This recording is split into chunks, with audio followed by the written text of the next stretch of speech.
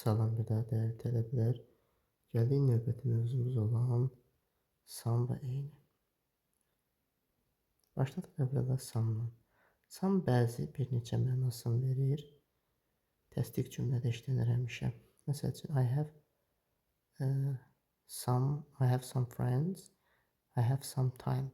Sam həm cəm isimlərlə, həm də sayılmayan isimlərlə işlənir. Sayılmayan isimlərlə işlənir. Time-la da işlənir, friends-lə də. Samın törəmələri var. Somebody kimsə, someone kimsə, something nəysə, somewhere harasa.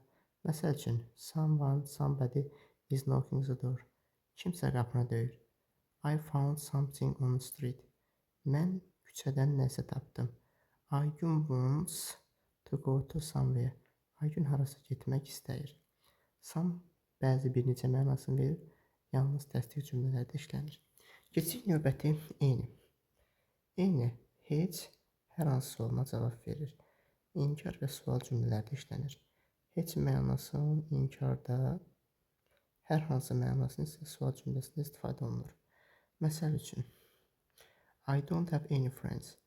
Mənim heç bir dostum yoxdur Amerikada. Və yaxud da ki, sual formasında olanda, do you have any friends? Amerikada hər hansı bir dostum var. İnkar və sual cümləsində işlənir. Bəli. Eyni törəmələr var. Anybody heç kim, anyone heç kim, anything heç bir şey, anywhere heç bir yer. Məsəl üçün, I don't know anybody in this city. Mən bu şəhərdə heç kimi tanımıram. I don't know nothing about Russian language. Mən rus dili haqqında heç bir şey bilmirəm. I don't want to stay in anywhere. Heç bir yerdə qalmaq istəmirəm. Bir şeydə nəzərdə saxlamaq lazımdır ki, samman və eynidən sonra az işlənir. Eyni zamanda samma və eynidən sonra mo işlənə bilər. Every. Every'nin də burada mənası hər deməkdir. Məsəl üçün, I go to park every day. Every burada hər, day, gün. Yəni, hər gün işlətdiyimiz sözlər var ki, bunlar. Every'nin törəmələri, everybody, hər kəs, everyone, hər kəs, everything, hər şey, everywhere, hər yer. Məsəl üçün, everybody wants to enter university. Hər kəs universitetə daxil olmaq istəyir. Everything will be good. Hər şey yaxşı olacaq. There is snow in everywhere. Hər yerdə qar var. No xeyir mənasını verir. Məsəl üçün, no'nun törəmələrinə baxırıq. Nobody heç kim, no one heç kim, nothing heç nə, nowhere heç yer. Məsəl üçün, I know nothing in the city. Bu şəhərdə heç kimi tanımıram. Yadda saxlayaqın ki, bunlar olan yerdə not olmaz. Çünki özləri inkarlığı bilir. Özlərində no var. İki inkar bir yerdə olmaz. Necə olar? İki inkar olmaz. İddia işarəsində buluram. Yəni, iki inkarın olmağı, yəni ziddir. Yəni, ola bilməz.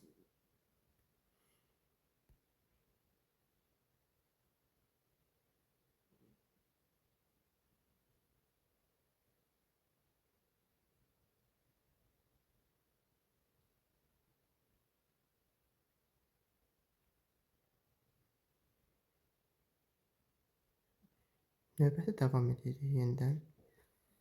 Nələrlə? Törəmələrə aid xüsusi qaydamız var ki, hansı ki, burada yığmışam. Məsəl üçün, törəmələrdən sonra nə olmaz? Törəmələrdən sonra, yəni, somebody, anything, az öncə qeyd etdiyim everything-dir, nasıl bunlardan sonra heç zaman of olmaz. Diqqətli olmaq lazımdır. Olmaz. Törəmələrdən sonra isim qəti şəkildə olmaz. Məsələn, book deyə bilmərik, money deyə bilmərik. Törəmələrin xəbəri həmişə təkdə olur. Məsəl üçün, was, is ola bilər, was, has, əsas fiili s-lər artırılır. Tək şəkildə. Növbəti baxırıq.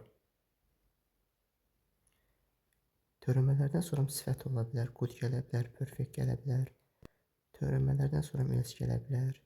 No-dan everydən sonra qəti şəkildə of olmaz, diqqətli olmaq lazımdır. Else-dir, none-dir, others-dir, isimsiz yiyəlikdir. Əvəzlikləri də hansı ki, bunlardan da sonra nə olmazdı? İsim olmaz. Sonra each-dir, every-dir, Ayzədir, Nayzədir, Əmazədir, Z number of-dur. Bunların xəbəri həmişə təkdə olur, diqqətli olmaq lazımdır. Oldu, bozdu, samdı, mostdu, elotdu, a number of-dur. Cəm xəbəri olur, diqqətli olmaq lazımdır. Nudu, Nayzədir, Ayzədir, each-dir, every-dir, samdır, eynidir, yiyəlik əvəzliklərdir. Zisdir, zətdir, zuzdur, zozdur. Bunlardan sonra artikl qəti şəkildə gəlməz. Nurdan sonra azə olacaq. Əmazədən və azədən sonra da van birləşməsi gələcək. Elçdən də sonra mütləq şəkildə elçdən sonra isim, yəni olmaz. Elçdən sonra isim gəlmir. Getdik növbəti əvəzliklərimi ol, hamı, hamısı deməkdir, boz, hər ikisi, nan, heç biri, iç, hər biri deməkdir. Keçdik iç azə. İç azə bir-birinə, iki nəfər aid olduqda, van anazə bir-birinə, amma ikidən artıq olan şəxsi bildirir. Əmazə adından da göründüyü kimi ən təki bildirir. Yəni özündən sonra sayılan tək isim gəlir. Əmazə book deyə bilərəm. Çünki təkdə olur və yaxud da ki e-book deyə bilərəm, təkdir. Hazır cəmlisindən də ola bilər, salimlisindən də ola bilər. Bunu books da deyə bilərəm və yaxud da ki time da deyə bilərəm. Azə yerdə qalan biri sayılan tək isim də ola bilər. Əgər cümlədə rəqəm varsa, testlərdə deyəcəyik orada. Azəsdən sonra heç vaxt isim gələ bilməz. Yəni bundan sonra book deyə bilmərəm. Sadəcə bundan sonra xəbər gələ bilər. Məsəl üçün xəbərimiz like, xoşlamaq ola bilər və yaxud da ki was ola bilər. Yəni bildiyimiz feillər. Azəs. Bu da yenidən S-lə. Yəni yadda saxlayaq, son S-lə bitənlərin yəni sonra isim gələ bilməz qəti şəkildə. Yəni xəbər gələcək. Burada da yeni nə ola bilər? Cəm xəbər like ola bilər. Və ola bilər. Tamam mı?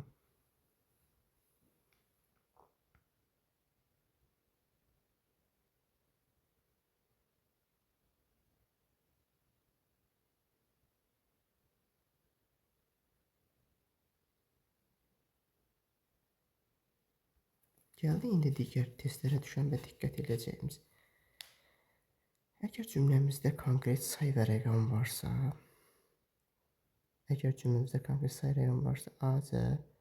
Azərsin qarşısında C artiklı işlənir. Əgər cümləmizdə konkret sayı, yəni testə baxırıq. Məsələn deyir 0 pence, 2 qələm varsa, rəqəm yazılıbsa, məsələn deyir biri mənim çantamda, digəri isə 2 qələmim var, deyir çantamda 2 qələm var, biri qırmızı, Azər, digəri isə mavidir. Çünki rəqəm var, avtomatik test. Burada boşluq yerinə nə yazıram? Azər yazıram. Çünki C ilə mütləq işlənməlidir. Burada da həmçinin deyir mən 3 quş gördüm. Biri tutuquşudur, digərləri sıvı olan quşudur. Tamam mı? Yenə Azər verdim. Azərs. Növbəti Z ilə yenidən əmaz arasındakı fərq. Cümlədə yenidən rəqəm varsa Azər, yoxdursa nə olacaq? Əmaz olacaq. Məsələn deyir I need a pen.